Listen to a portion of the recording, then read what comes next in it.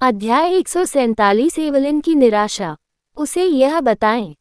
वह अंधेरे ऊर्जा के साथ जो करना चाहती थी, उसके बदले उसके साथ वही हुआ। उसके शरीर पर खिंचाव तेज हो गया, मानो उसे जबरदस्ती बाहर की ओर खींचने की कोशिश कर रहा हो। इस बीच अंधेरा अशुभ आकाश सुंदर और शांत समुद्र पर उतरने लगा।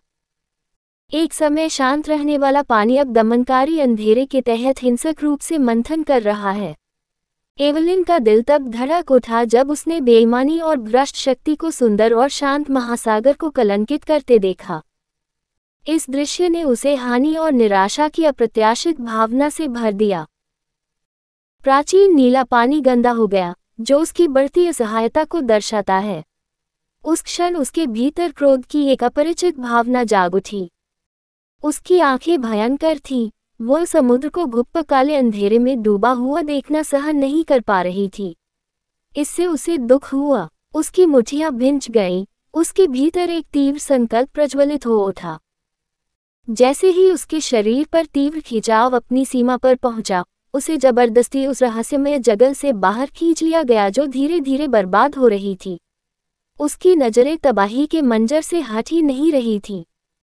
जब वह इस निराशाजनक दृश्य से दूर हो गई तो उसकी आंखों में हताशा के आंसू छलक पड़े। अंधेरे ने प्रकाश के अंतिम अवशेषों को भी खत्म कर दिया, जिससे समुद्र पूरी तरह से उथल-पुथल हो गया। ये छवि उसके दिमाग में जल गई, भारी भ्रष्टाचार की एक क्रूर याद, एक भयावह दृश्य। वह उस स्थान की रक्षा करना चाहती थी, लेकिन वह ऐसा करने में असमर्थ थी क्योंकि बल ने अंततः उसे बाहर खींच लिया। उसकी आत्मा पस्त और आहत महसूस कर रही थी क्योंकि असफलता की गहरी भावना उसके ऊपर हावी हो गई थी। उसका हृदय असहायता से दुख उठा। हफ हफ हफ। जब उसकी चेतना डैनियल के शरीर से बाहर खींची गई और उसके शरीर में लौट आई तो वह जोर से हौंफने लगी। उसकी सांसें बुरी तरह फूल रही थीं, उसकी छाती फूल रही थी। उसकी आंखें चौड़ी थीं और उसने हौंफते हुए अपनी छाती पकड़ ली थी। उसके चारों ओर का कमरा घूम गया, उसके पैर कमजोर और अस्थिर महसूस हो रहे थे। उसे ऐसा लग रहा था मानो वह किसी दुर्स्वप्न से जागी हो। उसने खुद को शांत करने में 1 मिनट का समय लिया और धीरे धीरे अपनी सांसें स्थिर कर लीं। अपने माथे से पसीना पोंछते समय उसके हाथ थोड़ा कांपने लगे। उसका दिमाग अभी भी भ्रष्ट ऊर्जा की उन अशुभ तरंगों को याद कर सकता है जो उसके चेहरे पर इस तरह हावी हो रही थी मानो कैंडी चबा रही हों। उसने महसूस किया, शक्तिहीन। उसने महसूस किया, शक्तिहीन। उस अशुभ काली शक्ति के सामने शक्तिहीन। उसे भय और क्रोध की सच्ची भावना महसूस हुई। लेकिन इससे भी महत्वपूर्ण बात यह है कि वास्तव में क्या हुआ था। उसने ओलिवर की ओर देखा, जो शांति से उसे देखते हुए पानी पी रहा था। उनका व्यवहार शांत था, मानो कुछ भी असामान्य नहीं हुआ हो। तब उसे एहसास हुआ कि वे क्या कर रहे थे। वह पूछे बिना नहीं रह सकी, क्या हुआ? ओलिवर ने कप नीचे रखा और कहा, तुम बाहर नहीं आ रहे थे। मैंने तुम्हें हिलाकर बाहर निकालने की कोशिश की, लेकिन तुम 1 इंच भी हिले नहीं। उसकी आवाज़ शांत थी, लेकिन उसकी आंखों में चिंता की झलक थी। उसे आश्चर्य हुआ कि क्या उसे कोई गंभीर मानसिक घाव हुआ है या नहीं। इसलिए मुझे तुम्हें जबरदस्ती बाहर निकालना पड़ा। एवलिन का चेहरा तुरंत भ्रम से शर्मिंदगी में बदल गया। जैसे ही उसने उसकी नज़रों से बचते हुए नीचे देखा, उसके गाल गहरे लाल हो गए। वह पूरी तरह से भूल गई थी कि वह एस्पेरा के शांत सागर के अंदर कब थी। वह उस दृश्य में बहुत खो गई थी और उसका दिमाग शून्य हो गया था। वह केवल कल्पना ही कर सकती थी कि ओलिवर ने उसे जगाने या झटकने की कितनी कोशिश की होगी, लेकिन उसने विरोध किया और नहीं गई। ये बहुत असभ्य था। स्थिति को आसानी से गलत समझा जा सकता है क्योंकि अब वह उसके रहस्यों और शरीर में गहराई से झांकने की कोशिश कर रही है क्योंकि उसके पास अब तक अप्रतिबंधित पहुंच है। और ओलिवर इसके बारे में कुछ नहीं कर सका। उसने स्वेच्छा से उसकी इच्छा को अंदर आने की अनुमति दी थी, लेकिन उसे लापरवाही से बाहर निकालने से उसे बहुत कष्ट हो सकता था और उसका एस्पेरा प्रभावित हो सकता था। सबसे बुरी स्थिति में, अगर उसने उसके लिए चीजें कठिन बनाने की कोशिश की होती तो वह अपंग भी हो सकता था। हालांकि, उसका वास्तव में ऐसा कोई इरादा नहीं था। वह खुद नहीं जानती थी कि उसने कैसे नियंत्रण खो दिया, लेकिन उस शांत सागर और प्रचुर एस्पेरा के बारे में कुछ बात ने उसे उसमें खो जाने पर मजबूर कर दिया। मुझे खेद है, कृपया मुझे मेरे कृत्य के लिए क्षमा करें। मैं आपको आश्वस्त कर सकती हूँ कि उस समय मेरा वास्तव में कोई गलत इरादा नहीं था। ये सब मुझे पता चले बिना ही हो गया। वह खड़ी हुई और बहुत माफ़ी मांगते हुए ओलिवर के सामने झुक गई। उसने दोषी नज़रों से उसकी ओर देखा। कृपया मुझ पर विश्वास करें, मेरा कोई बुरा इरादा नहीं था। उसकी आवाज़ लड़खड़ा गई और उसकी आंखें बिना रुके आंसुओं से चमक उठीं। वह सचमुच दोषी महसूस कर रही थी। उनकी लापरवाही और अनुशासन की कमी के कारण ऐसा हुआ।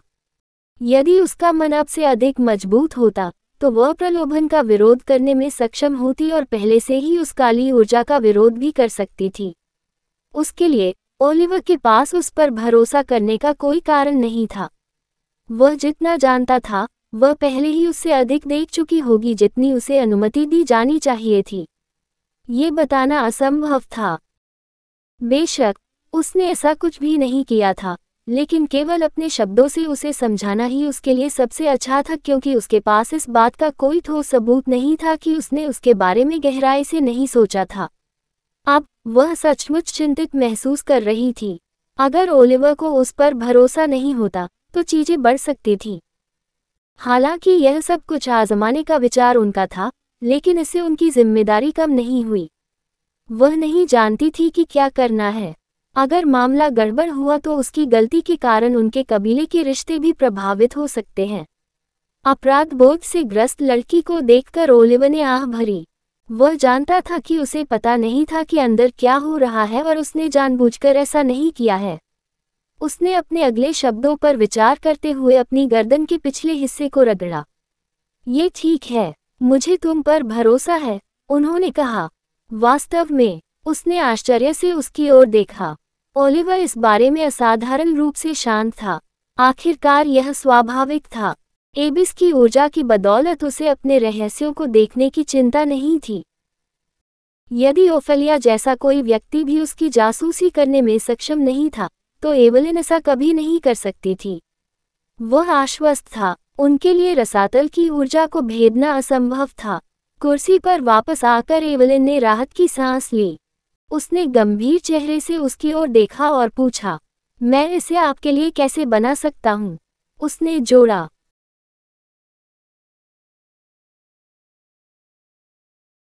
मैं जानता हूं कि यह कोई साधारण मामला नहीं है और आप मेरी बातों पर इतनी आसानी से विश्वास कर सके, इसके लिए मुझे भी अपनी ईमानदारी दिखानी होगी। उसका दृढ़ संकल्प उसकी आंखों से चमक उठा, क्योंकि उसका पहले का डर धीरे धीरे संकल्प में बदल गया था। उसके दृढ़ चेहरे को देखते हुए ओलिवर ने सोचा। जबकि वह जानता था कि एवलिन का पिछली घटना का इरादा नहीं था, फिर भी वह इसकी भरपाई करना चाहती थी। उस गंभीर चेहरे के साथ, वह जानता था कि वह आसानी से पीछे नहीं हटेगी। ऐसा नहीं था कि उसका इरादा अनुनय विनय पर ऊर्जा बर्बाद करने का था। ठीक है, मैं अभी कुछ भी नहीं सोच सकता।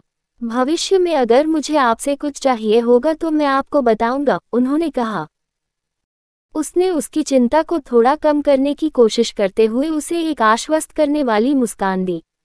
एवलिन ने एक पल के लिए इसके बारे में सोचा और सिर हिलाया। ऐसा नहीं था कि वह उससे तुरंत कुछ ढूंढने के लिए कह सकती थी। उसने अपने होंठ काटे, थोड़ा अधिक सहज महसूस किया, लेकिन फिर भी वह अपनी ईमानदारी साबित करना चाहती थी। शांत होने के बाद उसे याद आया कि उसके शरीर के अंदर क्या हुआ था। वह गंदी काली शक्ति क्या थी?